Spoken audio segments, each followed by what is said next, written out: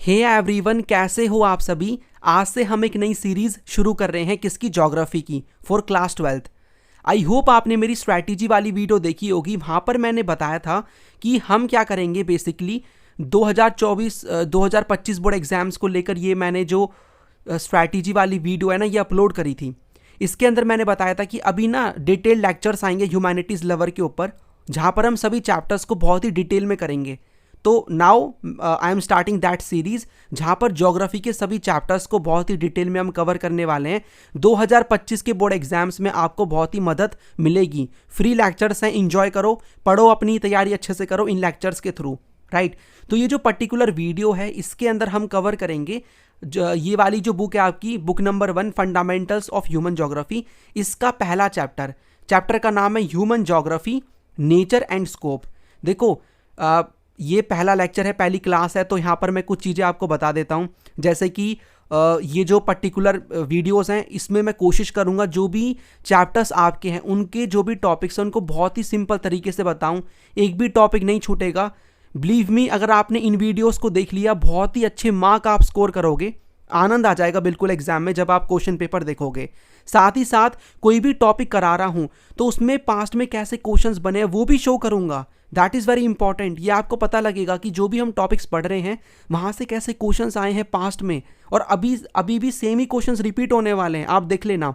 और जो भी यहाँ पर चैप्टर मैं कंप्लीट कराऊंगा सिंगल वीडियो में ही करेंगे। हो सकता है 1 घंटे 1.5 घंटे, ठीक है, की वीडियो बने, और 1-2 चैप्टर्स ऐसे भी आएंगे, हो सकता है 2 घंटे भी लग जाएं। I will try my best. आपको भी अपना बेस्ट देना है वीडियोज़ को देखने में, राइट। तो इसमें मैं ये बोलूँगा कि यहाँ पर आपको ना at the end of the video कुछ MCQs भी देखने को मिलेंगे वीडियो के एंड में। तो आपको अच्छे से वीडियोस को देखना है और कोशिश करनी है उन MCQs को सॉल्व करने की, राइट। चलिए विदाउट वेस्टिंग टाइम हम शुरू करते हैं। बाकी आई होप आपने ह्यूमैनिटीज़ लवर को सब्सक्राइब कर लिया होगा, वीडियो को लाइक कर देना, नोटिफिकेशन बेल को ऑन कर लेना। काफ़ी वीडियोस आने वाली हैं इंपॉर्टेंट काम की, और मैं एक प्लेलिस्ट बना दूंगा, वहाँ पर इन सभी वीडियोस को मैं क्या करूँगा, ऐड करता रहूँगा, और भी सब्जेक्ट्स की मैं लेकर आ जाऊँगा। Don't worry for that, right. ये जो पर्टिकुलर चैप्टर है इस पे आते हैं, human geography, nature and scope. ये हमारा पहला चैप्टर है, छोटा सा प्यारा सा चैप्टर है। पढ़ते हैं इसको। और अगर आप CBSE बोर्ड में हो तो 3 नंबर का यहाँ से पूछा जाएगा। इसका मतलब 5 नंबर का क्वेश्चन नहीं आएगा यहाँ से, ठीक है। हो सकता है 3 नंबर का एक क्वेश्चन आ जाए, हो सकता है 3 MCQs आ जाएं, कुछ भी हो सकता है। एक सोर्स बेस्ड क्वेश्चन आ सकता है 3 मार्क का, राइट। बस 5 नंबर का क्वेश्चन नहीं बनेगा if you are from the CBSE board. Anyways, और ये लेक्चर्स आपको सभी बोर्ड्स में हेल्प करेंगे। Even if you are preparing for any competitive exam, वहाँ पर भी हेल्प करेंगे। तो यहाँ पर ये जो टॉपिक्स हैं इनकी बात करें तो इस चैप्टर में पढ़ेंगे क्या? इस चैप्टर में हम ये पढ़ेंगे ह्यूमन ज्योग्राफी क्या होती है, कैसे ये फिजिकल ज्योग्राफी से अलग है, क्यों हम ह्यूमन ज्योग्राफी और फिजिकल ज्योग्राफी को सेपरेट नहीं कर सकते हैं। और हम नेचर भी पढ़ेंगे ह्यूमन ज्योग्राफी का, नेचुरलाइजेशन ऑफ ह्यूमंस की बात करेंगे, ह्यूमनाइजेशन ऑफ नेचर की भी बात करेंगे, जो कि most important, very very important topic है इस पर्टिकुलर चैप्टर का। उसके बाद मैं और भी चीज़ें आपको बताऊंगा, जैसे कि ग्रिफिथ टेलर की जो नियो डिटर्मिनिज्म की थ्योरी है वो भी हम देखेंगे। एक टेबल भी डिस्कस कराऊंगा जहाँ पर हम कुछ टाइम के अकॉर्डिंग फीचर्स देखेंगे ज्योग्राफी के, और फील्ड्स एंड सब फील्ड्स भी देखेंगे ह्यूमन ज्योग्राफी की। तो बहुत ही अच्छा चैप्टर है। और साथ में आपको ये ईशान भी देखने को मिलेगा, जो कि इसके दिमाग में कीड़ा उठता रहता है। He is my favourite student, तो इसके भी क्वेश्चंस के आंसर्स भी हम देते रहेंगे। तो देखते हैं क्या क्या बोलता है ये वीडियो के अंदर। चलिए, तो ज्योग्राफी पे वापस आते हैं। Now we are starting the chapter geography आपने क्लास 11th में भी पढ़ी है। देखो, स्टार्ट करने से पहले एक चीज़ फिर से बोलूँगा, हो सकता है थोड़ी सी वीडियो बड़ी हो जाए। मैं आराम से बैठ के प्रॉपर तरीके से पढ़ा रहा हूँ आपको, ताकि कोई भी चीज़ें ना छूटें। अगर आपको इसी चैप्टर को शॉर्ट में पढ़ना है ना, तो आप सर्च कर लो 1 शॉट वीडियोज़। आपको मेरी वीडियोस मिल जाएंगी जो कि मैंने प्रीवियस बैच के लिए अपलोड करी थी। सिलेबस इज सेम, तो आप उन वीडियोस को भी देख सकते हो, लेकिन ये थोड़ी सी डिटेल में है ताकि आपकी सारी चीज़ें कवर हो जाएं अच्छे से, एग्जाम्पल के साथ, पिक्चर्स के साथ में, राइट। एनीवेज, ज्योग्राफी आपने क्लास 11th में भी पढ़ी है, फिजिकल ज्योग्राफी। ये आप क्या देख रहे हो? ये तो सर हमारी धरती है। यस, ये हमारी धरती है। ये हमारा प्यारा अर्थ है, द ओनली प्लैनेट जिस पे लाइफ पॉसिबल है एज ऑफ नाउ।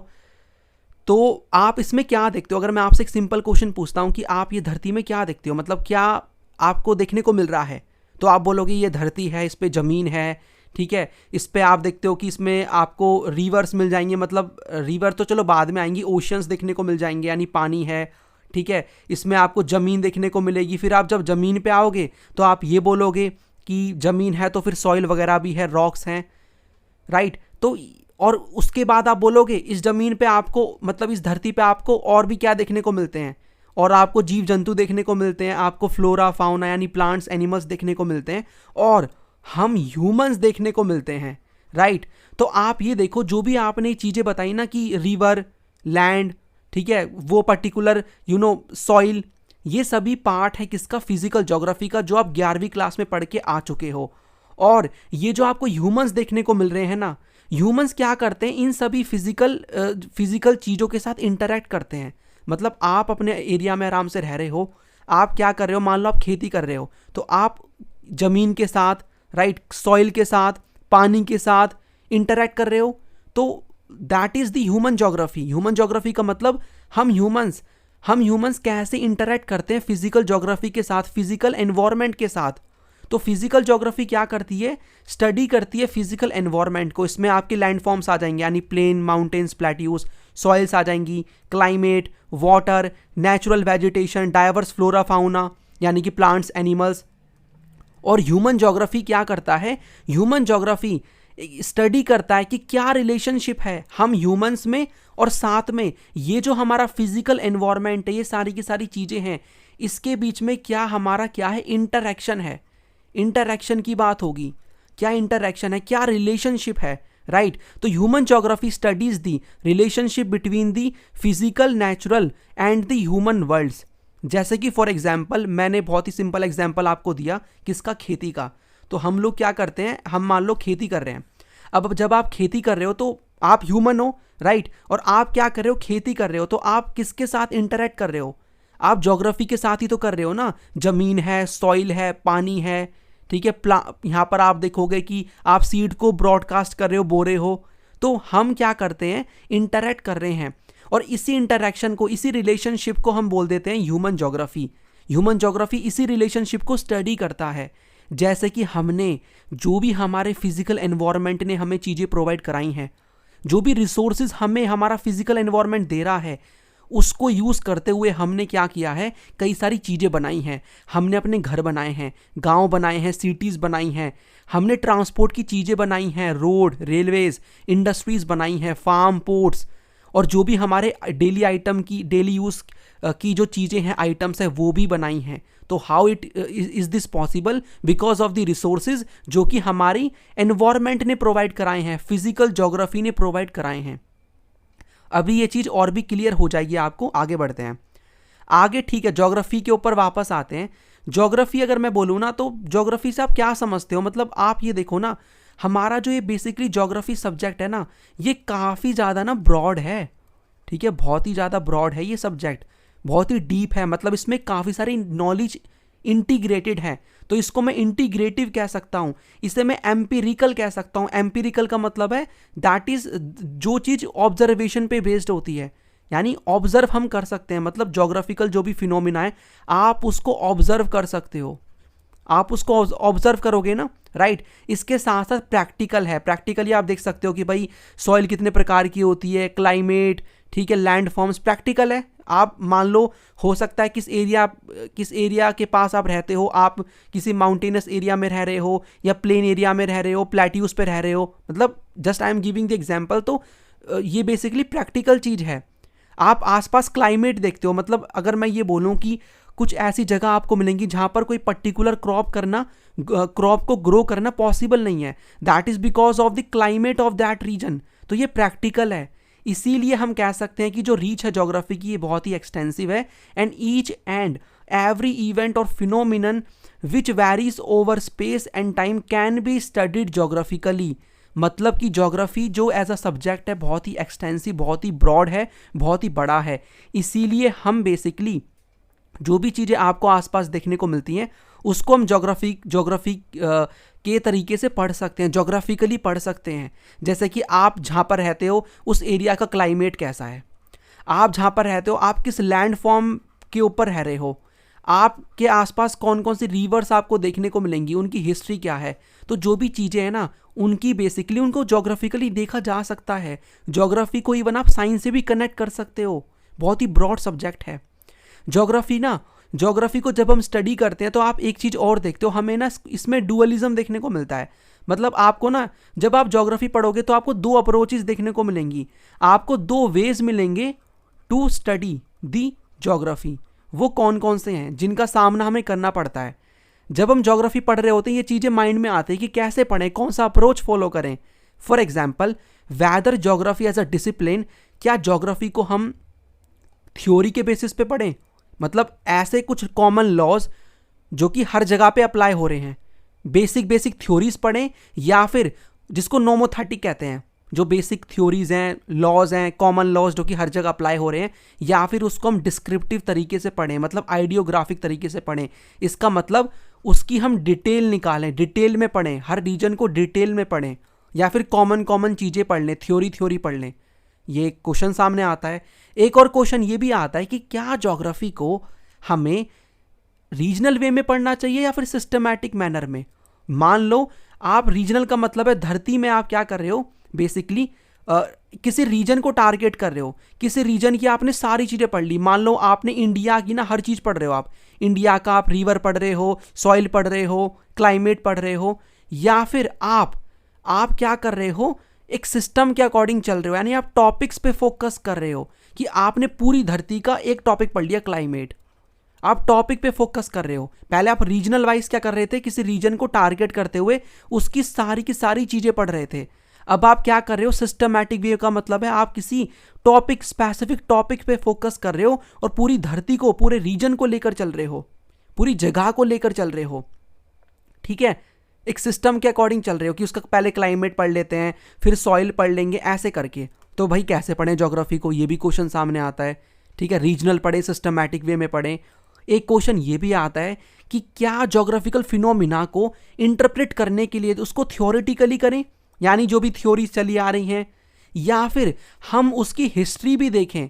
कोई भी फिनोमिना मान लो है, उसकी जो भी कॉमन थ्योरी अवेलेबल है उस पर फोकस करें, या फिर उसकी हिस्ट्री भी देखें कि उसकी हिस्ट्री क्या रही है, कैसे वो चीज़ सामने आई है। तो ये भी क्वेश्चन है। तो आई होप आपको बेसिक आइडिया हो गया होगा, थोड़ा बहुत यहाँ से क्वेश्चन बन जाता है। ठीक है, चलिए। तो ईशान देखो क्या बोल रहा है, तो ये मतलब कुछ ना कुछ बोलता ही रहेगा, लेकिन मैं नेचर से सेपरेट हो सकता हूँ। तो ईशान एकदम अलग ही है, ये भाई नेचर से सेपरेट हो सकता है, लेकिन हम नहीं हो सकते हैं। ठीक है, अभी इसके ऊपर क्वेश्चन भी मैं आपको दिखाऊंगा। ठीक है, अब देखो, ठीक है, हमने अभी देखा, हमने फिजिकल ज्योग्राफी के बारे में पढ़ लिया, हमने ह्यूमन ज्योग्राफी के बारे में पढ़ लिया क्या होता है। आपको बेसिक आइडिया आई होप लग गया होगा। लेकिन ना आप दोनों को सेपरेट नहीं कर सकते हो, मतलब अगर हम पढ़ रहे हैं दोनों को एक साथ ही पढ़ा जा सकता है। इसको हम हॉलिस्टिकली पढ़ेंगे, एक साथ पढ़ेंगे। ठीक है, इसका मतलब जो डिवीजन, डायकोटॉमी का मतलब होता है डिवीजन जो है ना फिजिकल और ह्यूमन ज्योग्राफी में, वो वैलिड नहीं है। आप दोनों को सेपरेट करके नहीं पढ़ सकते, आपको दोनों को अलग अलग तरीके से पढ़ना पड़ेगा। मतलब बेसिकली आप दोनों को अलग अलग तरीके से नहीं पढ़ सकते हो, सेपरेट नहीं कर सकते हो। आपको दोनों को क्या करना पड़ेगा, सेम पढ़ना पड़ेगा, इनसेपरेबल एलिमेंट्स है दोनों के दोनों।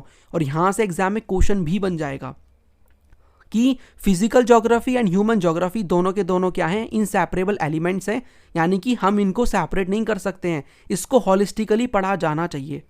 तो इसको मैं आपको बताऊंगा अभी, इसका मेरे पास एग्जाम्पल भी है। फॉर एग्जाम्पल इसका प्रैक्टिकल एग्जाम्पल भी दूंगा, और अभी हमारी बुक में जो गिवन है वो भी हम देख लेते हैं। देखो, हम ये देख रहे हैं कि दोनों को सेपरेट नहीं किया जा सकता, फिजिकल ज्योग्राफी और ह्यूमन ज्योग्राफी को। वो कैसे, देखो हम क्या करते हैं ना, फिजिकल ज्योग्राफी की जो भी हमें चीज़ें देखने को मिलेंगी ना, उसमें हम क्या करते हैं, फिजिकल ज्योग्राफी की जो भी हमें कुछ चीज़ें देखने को मिलती हैं उसको हम सिंबोलाइज करते हैं, हम ह्यूमन की जो बॉडी है उसके पार्ट से। मान लो हम बोल देते हैं ना कि रिवर का माउथ है, ऐसे करके। तो हम क्या कर रहे हैं, बेसिकली मैं ये बोलना चाह रहा हूँ कि हम क्या करते हैं, हमारी जो ह्यूमन एनाटॉमी है, जिसमें मतलब हम ह्यूमन के जो बॉडी पार्ट्स हैं, उससे फिजिकल ज्योग्राफी की चीज़ों को सिंबोलाइज करते हैं कि भाई ये तो बेसिकली इस्तमस की नेक है, या फिर ग्लेशियर का नोज़ है। तो ग्लेशियर की नोज़ थोड़ी होती है, रिवर का कोई मुंह थोड़ी होता है, वो तो हम अपना बेसिकली अपना बॉडी के पार्ट से उसको सिंबोलाइज कर रहे हैं।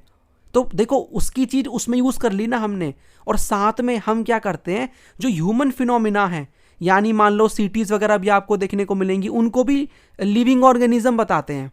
जैसे कि एग्जाम्पल के लिए आप ये देखो, ये मैंने बहुत ही अच्छी स्लाइड प्रिपेयर करी है।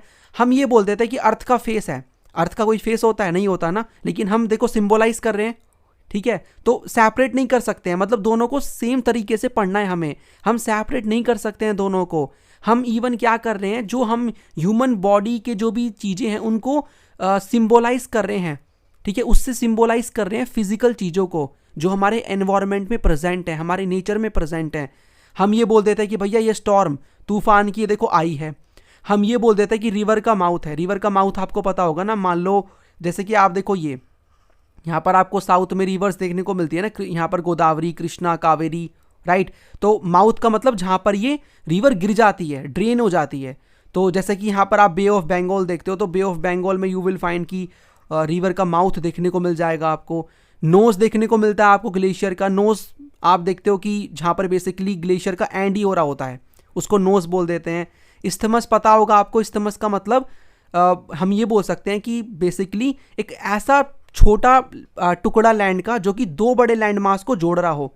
मान लो ऐसा ये दो बड़े लैंड मास है ना, और इसको अगर ये जोड़ रहा है तो ये कहलाएगा इस्थमस, और इसका भी जो मेन पार्ट जो कि जोड़ रहा होगा इनको, वो कहलाएगा नेक इस्थमस की। जैसे यहाँ पर ये इसकी नेक हो गई, राइट। हम सॉइल की प्रोफाइल बोल देते हैं, ये भाई सॉइल की प्रोफाइल है।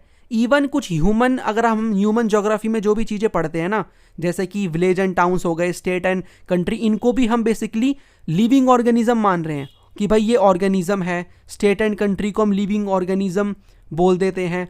जो नेटवर्क्स हैं, रोड, रेलवेज एंड वाटरवेज, इनको आर्टरीज ऑफ सर्कुलेशन बोल देते हैं। इसका मतलब दोनों को हम बेसिकली सेपरेट नहीं कर सकते हैं। हम मेटाफर्स मतलब एक तरीके से सिंबलाइज कर देते हैं, ठीक है। ह्यूमन एनाटॉमी में से क्या कर रहे हैं हम, बेसिकली उनको सिंबलाइज कर रहे हैं, फिजिकल चीज़ों को उसमें से सिंबलाइज कर रहे हैं।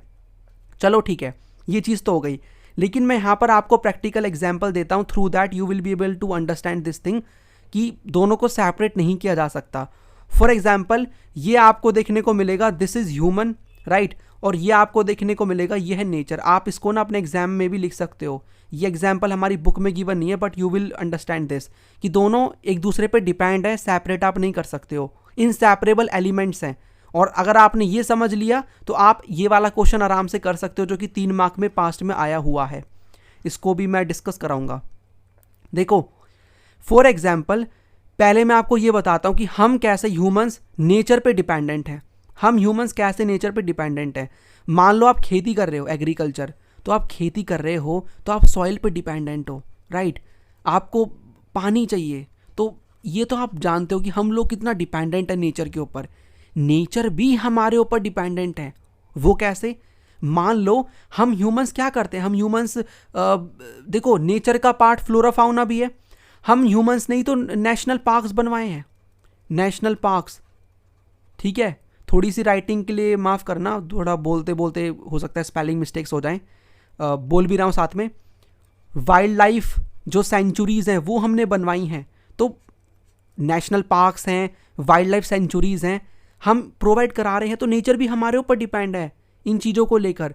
इवन हम और भी चीज़ें बोल सकते हैं इसमें कि हम बेसिकली नेचर को सपोर्ट करते हैं। मान लो ये ह्यूमन क्या करेगा, आर्टिफिशियल एक पॉन्ड बनवा दिया इसने, तो ये वाटर बॉडी में क्या होगा, एनिमल्स वगैरह आएंगे, पानी पिएंगे। तो एक तरीके से नेचर भी हमारे ऊपर बेसिकली डिपेंड है। तो ये कनेक्शन आपको देखने को मिल जाएगा कि वी ह्यूमंस, हम नेचर पे डिपेंड है और अल्टीमेटली नेचर भी हमारे ऊपर कुछ चीज़ों को लेकर डिपेंड है। इसीलिए दोनों को सेपरेट नहीं किया जा सकता, ये दोनों को होलिस्टिकली पढ़ा जाना चाहिए। अब ये क्वेश्चन देखो, let me change the colour of the pen. The nature and human beings are so intricately intertwined that they can't be separated. Substantiate the statement. इस तरीके से जुड़े हैं, आप इनको सेपरेट नहीं कर सकते हो। अब देखो मैं यहाँ पर खाली क्वेश्चन डिस्कस कराऊंगा, हो सकता है आपको कुछ पॉइंट्स में भी ना पता लग रहे हों, तो अलग से हम आंसर्स को डिस्कस कर लेंगे किसी और वीडियो में, राइट। और ऑलरेडी मेरी कुछ वीडियोस अपलोडेड हैं, तो आप उनको भी देख सकते हो, राइट लेकिन आपको ये सेंस बन रहा होगा कि जो भी हम टॉपिक पढ़ रहे हैं वहाँ से कैसे क्वेश्चन आ रहे हैं, और आई होप आपको आंसर भी पता लग रहा होगा। इन्हीं स्लाइड्स में से ही आपको आंसर बनाना है। ये देखो, nature and humans are inseparable elements, एक क्वेश्चन कैसे डिफरेंट फॉर्म में आएगा वो भी मैं आपको बताता चलूँगा। तो ये दोनों क्वेश्चन सेम ही है, बस इसका क्वेश्चन बस इन्होंने थोड़ा अलग तरीके से पूछा हुआ है, वैसे क्वेश्चन सेम ही है कि nature and humans are inseparable elements, justify the statement with suitable examples. Right, चलिए आगे बढ़ते हैं।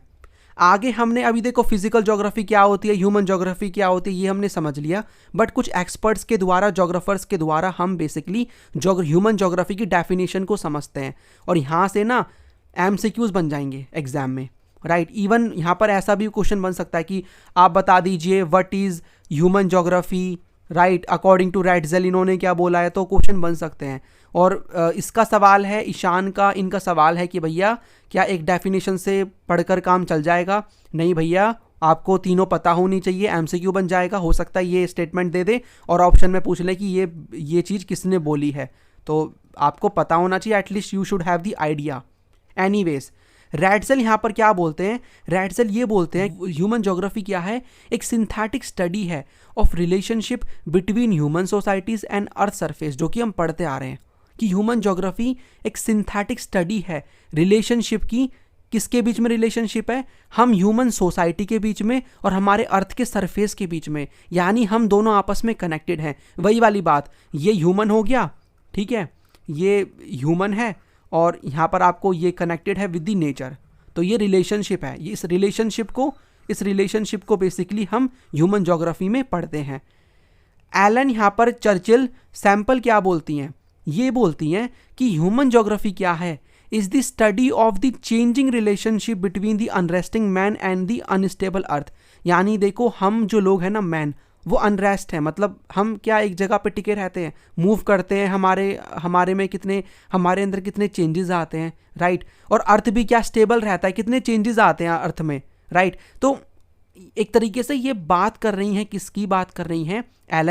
एलन यहाँ पर बोलना चाह रही हैं चेंजिंग रिलेशनशिप, यानी ये रिलेशनशिप तो है जिसको हम ह्यूमन ज्योग्राफी में पढ़ते हैं, बट ये चेंजिंग है, ये चेंज होता रहता है, डायनामिज्म, ये रिलेशनशिप की बात कर रहे हैं। और ये जो मैम बोल रही हैं ये भी रिलेशनशिप की ही बात कर रही हैं, बट चेंजिंग रिलेशनशिप। और यहाँ पर पॉल विडाल डेला ब्लाश यहाँ पर ये बोलते हैं कि कंसेप्शन का मतलब यहाँ पर है अंडरस्टैंडिंग। यहाँ पर मैं लिख भी देता हूँ, अंडरस्टैंडिंग जो भी आ रही है, resulting from a more synthetic knowledge of the physical laws governing our earth, यानी कि जो नॉलेज निकल के आ रही है किससे? उन फिजिकल लॉज से जो हमारे अर्थ को चला रहे हैं, ठीक है। और इसके साथ साथ हम ह्यूमन बींग्स के बीच में रिलेशनशिप जो कि उस अर्थ पे रहते हैं, यानी ये भी रफली वही बात कर रहे हैं कि ये अंडरस्टैंडिंग है ह्यूमन ज्योग्राफी किसके बीच में? उन लॉज के बीच में, फिजिकल लॉज के बीच में जो हमारे अर्थ को चलाते हैं, राइट। और इसके साथ साथ उन लोगों के बीच में जो कि अर्थ पे रहते हैं, तो अंडरस्टैंडिंग की बात हो रही है। तो आई होप एक डेफिनेशन आप लर्न कर सकते हो, बाकी दो डेफिनेशन को माइंड में आप रख लेना, सो दैट एमसीक्यू आपका ना छूटे। आगे बढ़ते हैं। आगे यहाँ पर इसको मैं आपको अभी बताऊंगा, विल डिस्कस दिस। नेचर की बात करते हैं, नेचर ऑफ ह्यूमन ज्योग्राफी के नेचर की बात करते हैं। इसमें दो कंसेप्ट मैं आपको बताऊंगा, and this topic is very very important. इस पे आप स्टार मार्क कर लो, यहाँ से एग्जाम में बहुत क्वेश्चन बनते हैं। नेचर क्या है ह्यूमन ज्योग्राफी का? इसमें हम नेचुरलाइजेशन ऑफ ह्यूमंस पढ़ेंगे और ह्यूमनाइजेशन ऑफ नेचर पढ़ेंगे। देखो, हम ह्यूमंस क्या करते हैं, मैंने आपको बोला कि ये मान लो ये बंदा जो है ये खेती कर रहे हैं, ये अंकल जी खेती कर रहे हैं और ये एग्रीकल्चर कर रहे हैं, और ये किससे इंटरेक्ट कर रहे हैं? नेचर से इंटरेक्ट कर रहे हैं। कैसे कर रहे हैं? ऐसे तो है नहीं कि भाई आप खड़े हो और ऑटोमेटिक खेती हो रही है, मतलब ऑटोमेटिक आप खड़े हो गए कि भाई खेती हो जाओ, खेती हो रही है। आप कर रहे हो ना उस चीज़ को, किसके थ्रू कर रहे हो? With the help of technology, with the help of tools. तो हम इंटरैक्ट करते हैं अपने नेचर के साथ में। ये अंकल जी इंटरैक्ट कर रहे हैं with the soil, nature, with the help of this technology, with the help of this tool, right. और इस टूल को भी बनाने में इस टूल को भी बनाने में, यानी कि हम बेसिकली जो ये टूल बना पाए हैं, टेक्नोलॉजी बना पाए हैं, ये जब बना पाए हैं बेसिकली जब हमारे पास यहाँ पर क्या हुई है, उस नेचुरल लॉज की अच्छी खासी अंडरस्टैंडिंग हुई है। यानी पहले हमने अपने नेचर को समझा, लॉज को समझा, नेचुरल लॉज को समझा, उसके बाद ही हम उस टेक्नोलॉजी को बना पाए, और after that on the basis of that technology हम अपने नेचर के साथ इंटरैक्ट कर रहे हैं। ये चीज़ है, राइट। आई होप आपको ये चीज़ समझ में आई है। फॉर एग्जाम्पल यहाँ पर एग्जाम्पल्स भी गिवन है, जैसे कि देखो हमने पहले देखा कि भैया फ्रिक्शन कुछ होता है, यानी अगर आप इन पत्थरों को आपस में मारोगे दो पत्थरों को, तो इससे क्या होगा, फ्रिक्शन की वजह से हीट पैदा होगी, और उस हीट से क्या होगा, फायर की डिस्कवरी हुई। तो डिस्कवरी हुई, टेक्नोलॉजी सामने आई। कैसे आई, कैसे टेक्नोलॉजी आई, जब हमने इस कंसेप्ट को समझा, नेचुरल लॉज को समझा। हम एरोडायनामिक्स को स्टडी करते हैं, मतलब एरोडायनामिक्स बेसिकली आप इसको एक नेचुरल लॉ बोल सकते हो, ठीक है।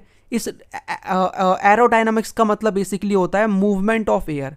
जब हम एयर की मूवमेंट को समझते हैं, तो एरोडायनामिक्स हमने देखा कि भाई कैसे एयर मूव कर रही है, उसके बेसिस पे हमने फास्टर एयरप्लेन्स बनाए।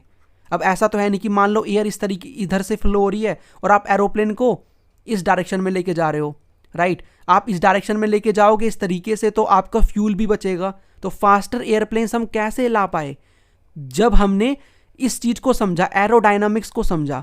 तो यानी कि हमने जब जो यहाँ पर एरोडायनामिक्स है, यानी कि नेचुरल लॉ को समझा, तब ऐसी फास्टर प्लेन्स की टेक्नोलॉजी आ पाई, राइट। एक और एग्जांपल गिवन है, एक और एग्जांपल में हम ये बोल सकते हैं कि हमने जब डीएनए वगैरह को स्टडी करा, उसके बेसिस पे ही हम ये टेक्नोलॉजी लेकर आ पाए, जिसकी बेसिस पे आज बड़ी से बड़ी डिजीज हम उसका सोल्यूशन निकाल सकते हैं। इसका मतलब आपको आई होप ये लाइन समझ में आई होगी। Human beings interact with their physical environment with the help of technology. देखो मैं खाली बुक को रीड नहीं करा रहा, ये स्लाइड को रीड नहीं करा रहा, मेरा पर्पस है आपको अच्छे से समझाऊं, क्लियर वर्ड्स में, सिंपल तरीके से समझो उस चीज़ को, उसके बाद टेक्स्ट को रीड करो, तब आपको बेटर वे में समझ में आएगा। Technology indicates the level of cultural development of society. और कैसे टेक्नोलॉजी आई, जब हमने बेटर अंडरस्टैंड किया अपने नेचुरल लॉस को, जैसे कि डिस्कवरी हुई फायर की, understanding of concepts of friction and heat, ठीक है। हम कैसे डिजीज को कन्क्वर कर पा रहे हैं, बिकॉज ऑफ जब हमने समझा डीएनए के सीक्रेट्स को, जेनेटिक्स को, और हम फास्टर प्लेन्स को डेवलप कर पाए because of laws of aerodynamics, ठीक है। तो knowledge about nature is extremely important to develop technology. यही क्वेश्चन बन जाएगा कि कैसे नेचर की नॉलेज बहुत ज़रूरी है टेक्नोलॉजी को डेवलप करने के लिए। तो अगर आपको नेचर की नॉलेज है ना, उस लॉ की नॉलेज है, तो आप टेक्नोलॉजी को डेवलप कर सकते हो, और फिर उस टेक्नोलॉजी के through you can interact with your physical environment, right. ये यहाँ पर आप क्वेश्चन को रीड कर सकते हो। Human beings were able to develop technology after they developed better understanding of natural laws. Evaluate the statement in the context of naturalization of humans. ये word अभी आपको लग रहा होगा, इसको मैं अभी एक्सप्लेन करता हूँ, नेचुरलाइजेशन ऑफ ह्यूमंस क्या है, ठीक है। तो यहाँ पर ये वाला क्वेश्चन भी आप देख सकते हो। The knowledge of nature is extremely important to develop technology, support this statement by giving 3 examples. तो यही तीनों एग्जाम्पल्स को आपको देना है, जो मैंने अभी आपको पीछे बताए हैं, कि नेचर की नॉलेज बहुत ज़रूरी है टेक्नोलॉजी को डेवलप करने के लिए। सपोर्ट करो इस स्टेटमेंट को by giving any 3 examples, right. अब देखो पहले के टाइम पे अगर मैं बताऊं आपको, तो पहले के टाइम पे क्या इतनी टेक्नोलॉजी थी? नहीं थी ना। तो पहले के टाइम पे जो लेवल था टेक्नोलॉजी का, वो बहुत ही कम था। मैं कब की बात कर रहा हूँ, स्टोन एज अगर आपने सुना होगा, जब आदि मानव टाइप रहते थे, ठीक है, पत्थरों का यूज़ करते थे, वो तो आई होप आपने थोड़ा बहुत पढ़ा होगा हिस्ट्री वगैरह में, राइट। उस टाइम की बात कर रहा हूँ। उस टाइम पे आप ये मान के चलो ना, ये कंडीशन थी, नेचर ऊपर था ह्यूमन से, यानी नेचर डोमिनेट कर रहा था किसको? ह्यूमंस को। नेचर ऊपर था ह्यूमंस के, यानी कि आप इसको ऊपर समझो, ये हायरार्की है, नेचर ऊपर है, ह्यूमंस उसके नीचे हैं, यानी ह्यूमन नेचर से दबे हुए हैं, नेचर की सुन रहे हैं, नेचर की पूजा कर रहे हैं, नेचर की बातें मान रहे हैं, उससे डर भी रहे हैं, राइट। तो प्रेजेंस ऑफ नेचुरलाइज्ड ह्यूमन, यानी ह्यूमंस नेचुरलाइज्ड हो चुके हैं, नेचर का इम्पैक्ट पड़ रहा है ह्यूमंस के ऊपर, ये चीज़ हो रही है, राइट। डायरेक्टली हम डिपेंडेंट हैं नेचर के ऊपर। मतलब पहले ऐसा थोड़ी होता था कि भाई कोई भी पर्सन उठा, अपना टाई वाई लगा के ऑफिस जा रहा है पैसे कमाने के लिए, ये सोचते थे ना पहले के लोग कि भाई आज किसको मार के खाएं, आज ये क्या बोल रहा है कि अपना शेर को मार के खाएगा। तो ये कंडीशन थी, नेचर पे डिपेंडेंट थे, सारी चीज़ें उसके अकॉर्डिंग ही हो रही थी, राइट। उससे डर भी रहे हैं, उसकी पूजा भी कर रहे हैं। आपने देखा होगा अग्निदेव, इंद्रदेव, वरुण, इन सब की पूजा होती थी। तो ये चीज़ें आपको देखने को मिल जाएंगी। तो इस टाइम पे ना जो भी ये फिजिकल एनवायरनमेंट है, ये इनका मदर नेचर बना हुआ था, यही इनका सब कुछ था। और यहाँ पर हम ये बोल सकते हैं कि इस टाइम पे क्या मैं ये बोल सकता हूँ कि इनका जो ये एनवायरनमेंट है, फिजिकल एनवायरनमेंट, यही हर चीज़ को डिटरमाइन कर रहा है, यही डोमिनेट कर रहा है। यानी ये नेचर ही है जो उस टाइम पे डोमिनेट कर रहा है। तो इस थ्योरी को, इस टाइम को हम बोल देते हैं एनवायरमेंटल डिटरमिनिज्म, यानी एनवायरनमेंट ही हर चीज़ को डिटरमाइन कर रहा है।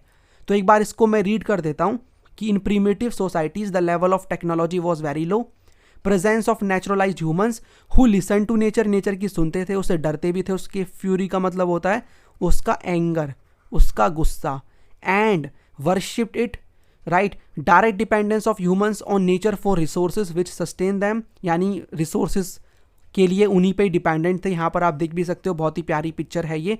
The physical environment for such societies becomes the mother nature. This type of interaction between primitive human society and strong forces of nature was termed as environmental determinism. और हमारी किताब में एक बेंदा नाम के व्यक्ति मिलेंगे, इनकी स्टोरी गिवन है जो कि इस टाइम को दिखाती है। यहाँ पर आप इस स्टोरी को थोड़ा बहुत पढ़ भी सकते हो। और इस कंसेप्ट को ना हम नेचुरलाइजेशन ऑफ ह्यूमंस कहते हैं, यानी कि हम ह्यूमंस नेचुरलाइज्ड हो चुके हैं। मतलब उस टाइम की बात कर रहा हूँ, नेचुरलाइज्ड यानी नेचर हमारे ऊपर डोमिनेट कर रहा है, ठीक है। आप इसको जब कभी भी आपको इस चीज़ को रिमाइंड करना हो ना, ऐसे कर लेना, इस टाइम पे नेचर ऊपर है ह्यूमंस से, ह्यूमंस उसके नीचे हैं, ओके। और इस कंसेप्ट को या तो बोल देते हैं नेचुरलाइजेशन ऑफ ह्यूमंस या फिर बोल देते हैं एनवायरमेंटल डिटरमिनिज्म, ठीक है। चलिए, तो ईशान की दोस्ती हो चुकी है बेंदा से, तो बेंदा आपको देखने को मिल जाएंगे। तो बेंदा की स्टोरी की बना है, यहाँ पर मैं पूरा रीड नहीं कर रहा, वीडियो को पॉज करके आप रीड कर सकते हो, थोड़ा बहुत बता देता हूँ। देखो, बेंदा आपको देखने को मिलेंगे, एक व्यक्ति हैं जो कि ये जो अबुज माद एरिया ना, इसमें रहते हैं। इसमें बताया हुआ है ना कि कैसे यहाँ पर बेंदा बेसिकली यहाँ पर ऐसे एरिया में रहते हैं जहाँ पर आपको काफ़ी सारे जो फॉरेस्ट है देखने को मिल जाएंगे, झोपड़ी वाला घर देखने को मिल जाएगा। ये कपड़े भी इस प्रकार के पहनते हैं, आपने देखा होगा ना पहले के लोग कैसे पहनते थे, आगे पत्ते वगैरह या फिर कुछ कपड़ा वगैरह बना लिया आगे, इस टाइप का जो आपको पिक्चर में देखने को मिल रहा है। इसे यहाँ पर इसमें देखो लॉइन क्लोथ कहते हैं इसको, यहाँ पर लिखा भी हुआ है, ठीक है। और ये क्या करते थे, शिफ्टिंग कल्टिवेशन करते थे, यानी कि पुराना टाइम यहाँ पर दिखाया हुआ है, शिफ्टिंग कल्टीवेशन, नेचर पे कम्प्लीटली डिपेंडेंट है। यहाँ पर इन्हें कई सारी चीज़ें देखने को मिल जाएंगी, कई सारे प्लांट्स, ट्रीज़ देखने को मिल जाएंगे जिनके बारे में ये यहाँ पर बातें बताई हैं कि बेंदा बहुत ही हैप्पी है कि जो महुआ ट्रीज़ हैं वो अभी मतलब एक तरीके से ब्लूम कर रहे हैं, ठीक है। और वो बहुत ही लकी अपने आप को मानते हैं कि I am to be a part of this beautiful universe, ऐसे करके इसमें बताया हुआ है। फिर यहाँ पर ये बेसिकली क्या करते हैं, पानी की तरफ भी जाते हैं, पानी को अपनी पाल में लेके उसको ड्रिंक भी करते हैं। एंड इसके साथ साथ यू विल फाइंड कि ये कुछ कुचला वगैरह टाइप के आपको कुछ मिलेंगे देखने को, चीज़ें जिनको ये फॉरेस्ट में से कलेक्ट करते हैं, राइट। और यही चीज़ आपको देखने को मिल जाएंगी। तो एक बार आप इसको रीड करना, बहुत ही सिंपल तरीके से इसमें स्टोरी बताई है जो कि उस टाइम को दर्शाती है जिस टाइम पे नेचर क्या था, बेसिकली नेचर हमको क्या कर रहा था, डोमिनेट कर रहा था। जहाँ पर हम ह्यूमंस कैसे रह रहे हैं, एक पुराने तरीके से रह रहे हैं जिसपे हम नेचर पे कंप्लीटली डिपेंडेंट हैं, नेचर हमारे ऊपर डोमिनेट कर रहा है, हम मैन नेचुरलाइज्ड हो चुके हैं, राइट। हम इवन जो भी रिसोर्सेज नेचर दे रहा है उसका बेस्ट यूज़ भी नहीं कर रहे हैं, जो भी मिल रहा है, जितना मिल रहा है उसमें सेटिस्फाई हैं, ठीक है। तो मिसयूज़ करने की तो दूर की बात है। तो ये चीज़ देखने को आपको मिलेगी। लेकिन समय तो चलता रहता है, समय चला चला चला। उससे पहले ये एक आप क्वेश्चन देख लो, the strong forces of nature use to control the human activities in the primitive societies. Examine the statement कि पहले के टाइम पे जो स्ट्रॉन्ग फोर्सेस है नेचर के, ये ह्यूमन एक्टिविटीज़ को प्रिमिटिव सोसाइटीज़ में यानी पुराने समय में कंट्रोल करते थे। यानी कि इसकी बात हो रही है, किसकी, नेचुरलाइजेशन ऑफ ह्यूमंस की बात हो रही है, इसके बारे में आपको बताना है। चलिए, समय चलता रहता है, समय आगे बढ़ेगा और यहाँ पर आप क्या कंडीशन देखोगे, आप ये देखोगे कि टाइम चलता रहेगा और आज का टाइम आया। आज के टाइम पे आप ये देखोगे सिस्टम बिल्कुल उल्टा हो चुका है। मैंने आपको पहले क्या बताया, पहले मैंने आपको ये बताया कि नेचर यहाँ पर आपको देखने को मिलेगा, नेचर, और नीचे आपको ह्यूमंस देखने को मिलेंगे।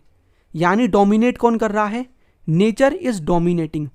लेकिन समय आगे बढ़ता गया, हम ह्यूमंस ने टेक्नोलॉजी बना ली और इस टेक्नोलॉजी की वजह से हम ह्यूमंस नेचर के ऊपर आ गए।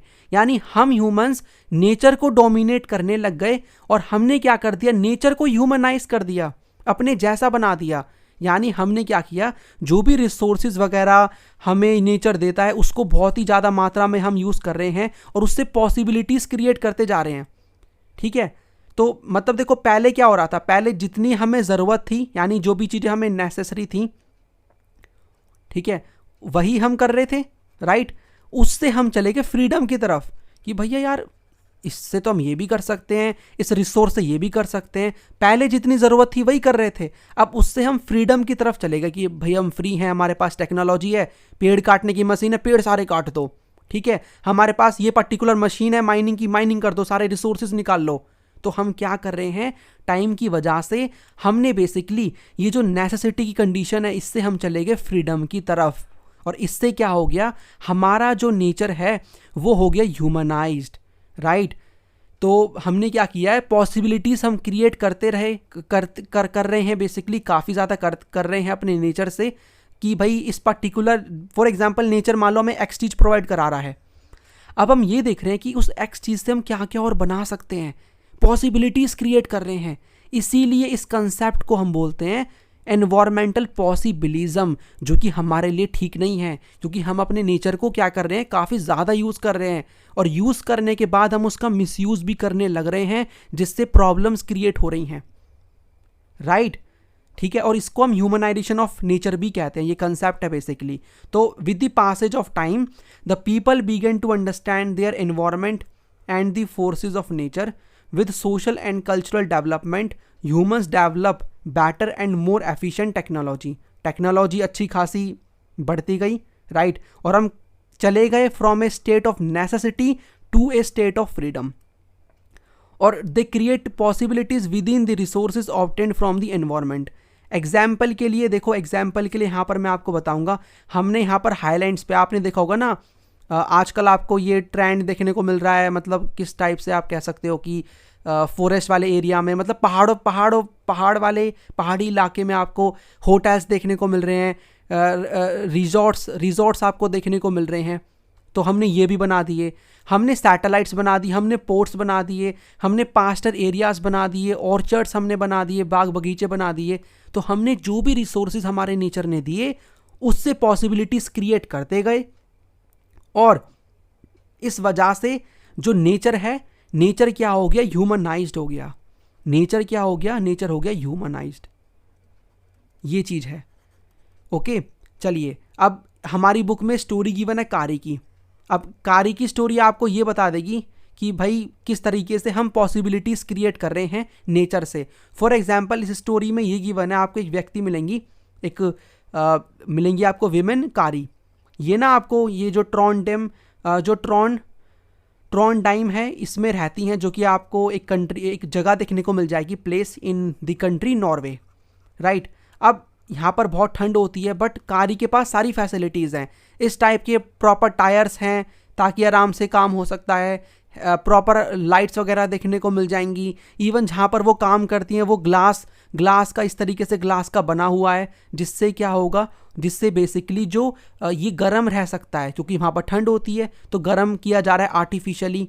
इसके साथ साथ प्रॉपर फ्रूट्स है खाने के लिए कारी के पास। तो इसमें ये बताया जा रहा है, इवन देखो यहाँ पर क्या लिखा हुआ है कि ये बेसिकली मतलब 58 ईयर्स ओल्ड हैं, लेकिन ये काफ़ी यंगर लगती हैं, ठीक है, younger than many 30 years old in other parts of the world. यानी ये काफ़ी ज़्यादा यंग लगती हैं और लोगों से 58 की होके भी। तो इसमें हमें ये बताया जा रहा है कि किस तरीके से हमने जो भी नेचुरल चीज़ें हमें नेचर ने प्रोवाइड कराई हैं उससे हमने कैसे पॉसिबिलिटीज़ क्रिएट करके नई नई चीज़ें बनाई हैं अपनी सुविधा को लेकर, राइट। तो कैसे नेचर ह्यूमनाइज होता जा रहा है, हम नेचर को इम्पैक्ट कर रहे हैं। वेदर भी हमारे लिए कुछ नहीं है, मतलब अगर गर्मी सर्दी ज़्यादा है तो हमने ऐसा स्ट्रक्चर बना दिया कि सर्दी ना लगे, हम हीटर लेकर आ गए, हमने इस तरीके से पहिए बना दिए, कार बना दी। तो हम बेसिकली क्या कर गए, हम नेचर के ऊपर चले गए, ठीक है। हमने नेचर को ह्यूमनाइज कर दिया अपनी सुविधा के अनुसार। और जब ये बेसिकली चीज़ें एक लेवल से ज़्यादा हो जाएंगी तो प्रॉब्लम्स क्रिएट होंगी। और यहाँ पर इसीलिए एंट्री होती है ग्रिफिथ टेलर की। ये आपको एक ज्योग्राफर देखने को मिलेंगे जो कि ये बोलते हैं कि भैया देखो, बात ऐसी है कि हमारे लिए जो एनवायरमेंटल डिटर्मिनिज्म है ये भी ठीक नहीं है। क्यों सर, बताता हूँ अभी। ना हमारे लिए पॉसिबिलिज्म सही है। देखो, एनवायरमेंटल डिटर्मिनिज्म में बेसिकली ना एनवायरमेंट ही डिटरमाइन कर रहा है, ना हम उसको ढंग से यूज़ कर रहे हैं, ना उससे हम थोड़ी बहुत पॉसिबिलिटीज़ क्रिएट कर रहे हैं। पॉसिबिलिटीज़ क्रिएट करना बेकार नहीं है, लेकिन ज़्यादा करना बेकार है, राइट। तो एनवायरमेंट डिटरमाइन कर रहा है, हम अपना बेस्ट नहीं दे रहे हैं, हम बेसिकली नेचर से ज़्यादा चीज़ें लेकर नहीं आ रहे हैं, जितना चल रहा है चलने दे रहे हैं। ये भी ठीक नहीं है। ना पॉसिबिलिज्म ठीक है, क्योंकि पॉसिबिलिज्म में आप मल्टीपल पॉसिबिलिटीज़ क्रिएट करके अपने नेचर को डिस्ट्रॉय कर रहे हो, राइट। इसीलिए इन दोनों के बीच का पाथ ज़रूरी है, जिसको ग्रिफिथ टेलर ने बोला है मध्यम मार्ग। और इनकी थ्योरी को बोला जाता है नियो डिटर्मिनिज्म और स्टॉप एंड गो डिटर्मिनिज्म। तो because in environmental determinism we are not able to use nature, यानी नेचर हमारे ऊपर डोमिनेट कर रहा है। और पॉसिबिलिज्म में हम मिसयूज़ कर रहे हैं, ओवर यूज़ कर रहे हैं नेचर को, ह्यूमंस डोमिनेट कर रहे हैं नेचर को। इससे कई सारी प्रॉब्लम्स क्रिएट हो रही हैं, जैसे कि ग्रीन हाउस इफेक्ट हो गया, ओजोन लेयर का डिप्लीशन होना, ग्लोबल वार्मिंग, ग्लेशियर्स मेल्ट हो रहे हैं, लैंड ख़राब हो रहा है। इसीलिए दोनों के बीच में बैलेंस बहुत ही ज़्यादा ज़रूरी है। इसीलिए एंट्री हो रही है यहाँ पर किसकी, ग्रिफिथ टेलर साहब की। और यहाँ पर ये अपना खुद का कंसेप्ट और थ्योरी लेकर आ रहे हैं, जिसमें वो ये बोल रहे हैं कि भैया दोनों हमारे लिए बेकार हैं, बीच का पाथ अडॉप्ट करो, बुद्धा का पाथ अडॉप्ट करो और बैलेंस मेंटेन करके रखो। ये एग्जाम्पल देते हैं ट्रैफिक लाइट का। यहाँ पर आप देख सकते हो ट्रैफिक लाइट में आप क्या देखते हो कि जब यहाँ पर रेड हो रहा है ना, तो रुक जाओ, यानी एनवायरनमेंट से पॉसिबिलिटीज़ क्रिएट करना बंद कर दो। और हम कह सकते हैं जब ग्रीन है, यहाँ पर ग्रीन है तो आप चल सकते हो, ठीक है। जब ग्रीन है तो आप चलो, आराम से अपना इंजॉय करो, नेचर को यूज़ कर सकते हो। और एम्बर जब ये आप देखते हो ना, येलो लाइट भी आपको देखने को मिल जाती है। इस कंडीशन में आपको बेसिकली सैड हो जाना है कि हाँ अभी ग्रीन आने वाला है तो आप चल सकते हो, कोई दिक्कत नहीं है, मतलब रेड का अभी साइन नहीं है, राइट। रेड में स्टॉप होना है। इसीलिए तो देखो, आप रेड को देखो और ग्रीन को देखो, तो रेड का मतलब है स्टॉप हो जाना और ग्रीन का मतलब है गो। तो इसीलिए स्टॉप एंड गो डिटर्मिनिज्म, मध्यम मार्ग, और इसको नियो डिटर्मिनिज्म भी कहते हैं, राइट। क्योंकि देखो, अगर यहाँ पर हम ऐसा नहीं करेंगे ना तो प्रॉब्लम्स क्रिएट होंगी। आप कई सारी प्रॉब्लम्स देख रहे हो आज के टाइम पे भी, ग्लेशियर्स का मेल्ट होना, global warming, multiple problems are there. So यहाँ पर ये बैलेंस करना बहुत ही ज़रूरी है, क्योंकि आप फ्रीली ऐसे भाग नहीं सकते। आप मतलब बिना एक्सीडेंट्स के फ्रीली ऐसे भाग नहीं सकते। फ्री रन का मतलब यहाँ पर है पॉसिबिलिज्म। तो एक्सीडेंट होगा ज़रूर, प्रॉब्लम क्रिएट होगी, इसीलिए प्रॉब्लम होने से पहले उसका सल्यूशन निकाल के रखो। आप पॉसिबिलिटीज़ एक उस हद तक करो जो हमारे एनवायरनमेंट को डैमेज ना करे, राइट। तो ह्यूमन बींग्स को can conquer nature by obeying it. यानी कितनी प्यारी लाइन है, it means that possibilities can be created within the limits. यानी लिमिट्स में रहो भैया, अपनी लिमिट क्रॉस मत करो, which do not damage the environment. यानी कि सस्टेनेबल डेवलपमेंट अडॉप्ट करो, नेचर को इस तरीके से यूज़ करो कि जिससे हमारी नीड्स सेटिस्फाई हो रही हैं, साथ में रिसोर्सेज फ्यूचर जनरेशन के लिए भी हमने बचा के रखे हैं, वेस्ट नहीं कर रहे हैं हम। ये चीज़ आप देख सकते हो, राइट। तो काफ़ी प्यारा कंसेप्ट इन्होंने दिया है। और ये जो टॉपिक है ना, बेसिकली हमने 3 थ्योरीज पढ़ ली। एक बार मैं आपको हल्का हल्का बता देता हूँ। 3 थ्योरीज में हमने एक तो पढ़ा है हमने कौन सा, एनवायरमेंटल डिटर्मिनिज्म, राइट। एक हमने यहाँ पर पॉसिबिलिज्म पढ़ी है, और इन दोनों के बीच की हमने पढ़ी है नियो डिटर्मिनिज्म, जिसको हम स्टॉप एंड गो डिटर्मिनिज्म भी बोल देते हैं, तो ये तीनों बहुत ही इंपॉर्टेंट है, यहाँ से एग्जाम में क्वेश्चन बन जाते हैं और यहाँ पर आप क्वेश्चंस भी देख सकते हो। देखो ये वाला क्वेश्चन देखो, the imprints of human activities are created everywhere, evaluate the statement in the context of humanisation of nature. कैसे पॉसिबिलिज्म अलग है एनवायरमेंटल डिटर्मिनिज्म से, एग्जाम्पल दो। आप इसमें डिफरेंस बिटवीन फॉर्मेट में भी बना सकते हो। नेचर ने अपॉर्चुनिटीज़ प्रोवाइड कराई और हमने उसका बेस्ट दिया, मतलब हमने क्या किया, उन अपॉर्चुनिटीज़ का इस तरीके से यूज़ किया कि स्लोली नेचर ह्यूमनाइज हो गया। ठीक है, और इससे क्या है, इससे एक तरीके से हमारा इम्पैक्ट पड़ने लग गया नेचर के ऊपर। जस्टिफाई करो, राइट। तो ये किसके बारे में बात की जा रही है, ये बात की जा रही है किसके बारे में, ह्यूमनाइजेशन ऑफ नेचर, यानी नेचर कैसे ह्यूमनाइज होता जा रहा है। और इसमें क्वेश्चन में क्या पूछा है, explain the concept introduced by Griffith Taylor with the help of examples. तो कितने सिंपल क्वेश्चन से अगर आपने उस चीज़ को समझ लिया प्रॉपरली तो आप कर सकते हो, राइट। बहुत ही सिंपल से क्वेश्चन हैं। आगे बढ़ते हैं। आगे जो टॉपिक है ना, ये ना एक टेबल गिवन है जो कि ज़्यादा एग्जाम में बनता नहीं है। यहाँ पर ईशान भी क्वेश्चन पूछ रहे हैं, तो ईशान के एकदम आंसू आ रहे हैं कि सर बता दीजिए प्लीज़ ये इंपॉर्टेंट है कि नहीं, क्या छोड़ सकता हूँ। देखो छोड़ो मत, बट एक आध क्वेश्चन बन सकता है, थोड़ा बहुत माइंड में रख सकते हो। ये टेबल गिवन है आपकी बुक में और इसमें यहाँ पर ये बताया हुआ है कि टाइम के अकॉर्डिंग कैसे ज्योग्राफी में डेवलपमेंट आई है। इसको मैं आपको थोड़ा सा बता देता हूँ। जैसे कि देखो पहले आपको देखने को मिलेगा अर्ली कॉलोनियल पीरियड। इसमें क्या अप्रोच फॉलो होता था, एक्सप्लोरेशन एंड डिस्क्रिप्शन, यानी कि बेसिकली ना एक्सप्लोर कर रहे थे। आपने वास्को डिगामा, क्रिस्टोफर कोलंबस को देखा होगा, जो कि एरियाज़ को फाइंड आउट कर रहे थे जा करके कि हमें ऐसे एरियाज़ मिल जाएं जहाँ पर जाके हम व्यापार करें, पैसा कमाएं, राइट। उसके बाद आया लेटर कॉलोनियल पीरियड। जब कॉलोनियल पीरियड खत्म हो गया, मतलब लेटर कॉलोनियल पीरियड हम कह सकते हैं, जिसमें ना रीजन को स्टडी किया जाने लगा, यानी कि पूरी धरती को पढ़ रहे थे हम, पूरी धरती को ही हम ज्योग्राफी का पार्ट मान रहे थे। मतलब किसी स्पेसिफिक एरिया पे फोकस नहीं कर रहे थे, पूरे रीजन पे कर रहे थे। तो ये चीज़ हमें सामने आती हुई देखने को मिलती है। उसके बाद हम क्या करते हैं, किसी स्पेसिफिक एरिया को स्टडी करना शुरू कर देते हैं। एरियल डिफरेंशिएशन आप देखोगे, जो हमें लगता है कि भैया यूनिकनेस है, तो the focus was on identifying the uniqueness of any region and understanding how and why it was different from others, कैसे वो दूसरे उससे अलग है। उसके बाद आता है ये वाला, तो 1930s का पीरियड है। उसके बाद लेट 1950s का और लेट 1960s का टाइम पीरियड आता है स्पेशल ऑर्गेनाइजेशन, जिसमें हम टेक्नोलॉजी का यूज़ करते हैं। नेट वगैरह आ जाएगा, इंटरनेट की एंट्री हो जाती है, कंप्यूटर वगैरह आप देखते हो, तो इनका यूज़ किया जाता है। फिजिक्स के लॉज का यूज़ किया जाता है। इसके थ्रू हम मैप वगैरह भी प्रॉपरली प्रिपेयर करते हैं रीजन्स का, तो ये भी डेवलपमेंट आप देखते हो। 1970s का फिर टाइम पीरियड आता है, जिसमें ना 3 स्कूल ऑफ थॉट सामने आते हैं। ज्योग्राफी को पढ़ने के लिए 3 स्कूल्स ऑफ थॉट आप देखोगे। कौन कौन से हैं अभी इनके बारे में मैं आपको बताता हूँ। और लास्ट में 1990s में आप देखते हो पोस्ट मॉडर्निज्म आता है ज्योग्राफी में, जिसमें हम बेसिकली हर रीजन को बराबर इंपॉर्टेंस देते हैं, इक्वल इंपॉर्टेंस देते हैं। यहाँ पर आप देखो, the importance of understanding its local context in its own right was emphasized, यानी हर एरिया अपने आप में यूनिक है और उस यूनिकनेस को फाइंड आउट हमें करना है। हर लोकल कॉन्टेक्स्ट को हमको देखना है, उसकी खुद की इंपॉर्टेंस है। तो पोस्ट मॉडर्निज्म आया है ज्योग्राफी में। कैसे क्वेश्चन बनेंगे इस पार्ट से मैं आपको बताता हूँ। 3 नंबर का मुश्किल ही क्वेश्चन बनेगा, ठीक है। हो सकता है यहाँ पर ना अरेंज करने के लिए MCQ आ जाए, जो कि अभी है वीडियो के एंड में, इन पार्ट को, अप्रोचेस को, कि पहले कौन सा हुआ है, फिर बाद में कौन सा हुआ है, ठीक है। स्कूल ऑफ थॉट्स की बात करते हैं तो यहाँ पर हमें स्कूल ऑफ थॉट्स में 3 देखने को मिल जाएंगे, वेलफेयर और ह्यूमनिस्टिक, रेडिकल और बिहेवियरल। तो देखो वेलफेयर में ना बात की जाती है लोगों के वेलफेयर की, राइट। तो इसमें आप देखते हो वेलफेयर और humanistic school of thought in human geography was mainly concern with the different aspects of social wellbeing of the people. Health में, एजुकेशन में उनकी वेलबींग की बात की जाती है, राइट।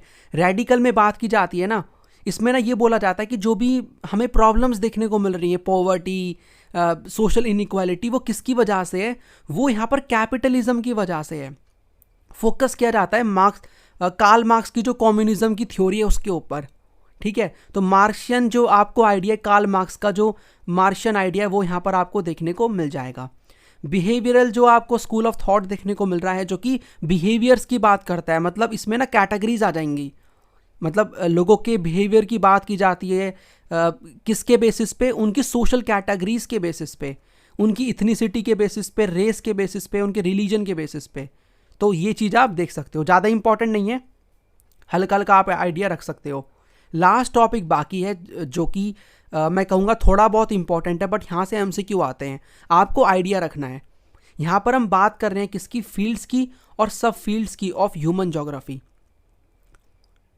यहाँ पर आपको ये फील्ड्स देखने को मिल जाएंगी और एक फील्ड की काफ़ी सारी सब फील्ड्स हैं, और वो सब फील्ड ना सोशल साइंस की किस ब्रांच से डील करती हैं, किस ब्रांच से लिंक हैं, ये आपको पता होना चाहिए। ये वाला तो आप थोड़ा बहुत नहीं भी करोगे तो भी कोई दिक्कत नहीं है, इन दोनों के बारे में पता रखना। जैसे कि सोशल ज्योग्राफी के अंदर कौन कौन से आते हैं, एक तो बिहेवियरल वाली ज्योग्राफी आती है, वेलबिंग की ज्योग्राफी आती है, लेजर की, कल्चरल ज्योग्राफी इसी का ही पार्ट है, जेंडर इसी का ही पार्ट है, हिस्टोरिकल पढ़ते हैं, मेडिकल पढ़ते हैं, all are the part of social geography. और ये किससे थोड़ा बहुत लिंक है, ये एक बार आप वीडियो को पॉज करके हल्का सा देख सकते हो। फॉर एग्जांपल हिस्टोरिकल हिस्ट्री से रिलेटेड है, लेजर सोशियोलॉजी से है, वेलबिंग वेलफेयर इकोनॉमिक्स से है, राइट। अर्बन में कुछ भी नहीं है, खाली अर्बन है, सब फील्ड नहीं है। पॉलिटिकल ज्योग्राफी में दो सब फील्ड्स हैं, एक तो इलेक्टोरल है और एक मिलिट्री है। पॉपुलेशन ज्योग्राफी आ जाएगी और उसके बाद आ जाएगी सेटलमेंट ज्योग्राफी, और एक लास्ट और इम्पॉर्टेंट है जो कि है इकोनॉमिक ज्योग्राफी। इसकी आपको सब फील्ड्स देखने को मिल जाती हैं, जैसे कि ज्योग्राफी ऑफ रिसोर्सेज, एग्रीकल्चर। देखो हर कोई इकोनॉमिक्स से रिलेटेड है, तो आपको रटने की ज़रूरत नहीं है, आप माइंड लगा के अपना माइंड लगा के इसको कर सकते हो, ठीक है, पता लगा सकते हो। Industries, marketing, tourism, international trade, all are related to the economics only. तो अगर आपसे कोई पूछता है फॉर एग्जांपल कि भैया मार्केटिंग बता दो मुझे, मार्केटिंग बेसिकली किस, यहाँ पर हम कह सकते हैं ज्योग्राफी की सब फील्ड है, ठीक है, तो किसकी आप बोलोगे, आप बोलोगे इकोनॉमिक्स। ऑप्शन हो सकते हैं, इकोनॉमिक्स हो सकता है, पॉलिटिकल, कुछ भी वो ऑप्शन दे सकते हैं, आपको टिक लगाना इकोनॉमिक्स के ऊपर। इस टाइप का क्वेश्चन भी बन सकता है कि define human geography in your own words, आप अपने वर्ड्स में कर सकते हो। और अगर कभी कभी ना ऐसे भी क्वेश्चन दे सकते हैं कि रेड्जल के अकॉर्डिंग बता दो, इसीलिए मैं कह रहा था कि तीनों की हमें डेफिनेशन पता होनी चाहिए। और mention any 4 fields of human geography, तो इस टाइप का क्वेश्चन भी बन सकता है, बट 5 नंबर का नहीं आएगा यहाँ से इस चैप्टर से अकॉर्डिंग टू सीबीएसई बोर्ड। तो यहाँ पर हमें उसके अकॉर्डिंग ही अपनी तैयारी करनी है। एनीवेज आई होप आपको ये चैप्टर समझ में आया होगा।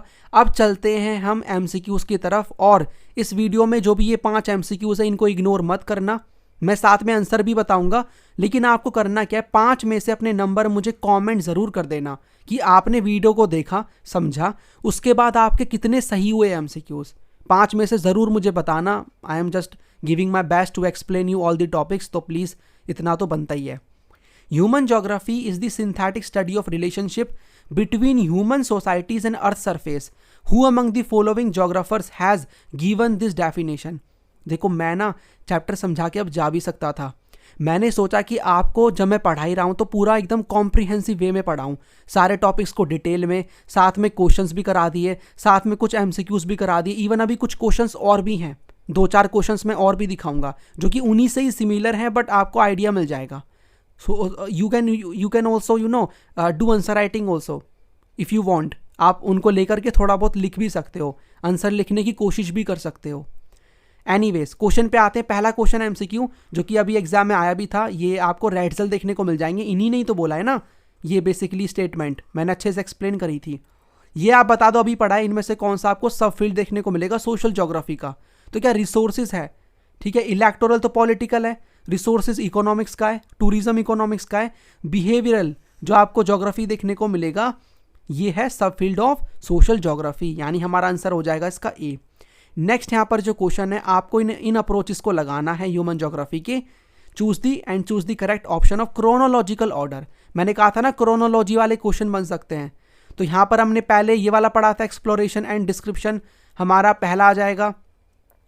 फिर हमने देखा था रीजन की बात हो रही है तो 4 आ जाएगा। फिर ये एरिया पे आ रहे हैं, किसी एरिया की बात कर रहे हैं, और फिर स्पेशल ऑर्गेनाइजेशन जिसमें कुछ टेक्नोलॉजी का यूज़ हो रहा है, लॉज वगैरह आ रहे हैं, तो 1 4 3 2, तो 1 4 3 2 आप सी वाला देखोगे, राइट। उसके बाद ये वाला क्वेश्चन देखो, with social and cultural development and better and more efficient technology the human moves from, यानी कि सोशल और अच्छी खासी cultural development and better and more efficient technology, ठीक है, की वजह से ह्यूमन किससे मूव हुए हैं, मतलब किसमें से किसमें गए हैं।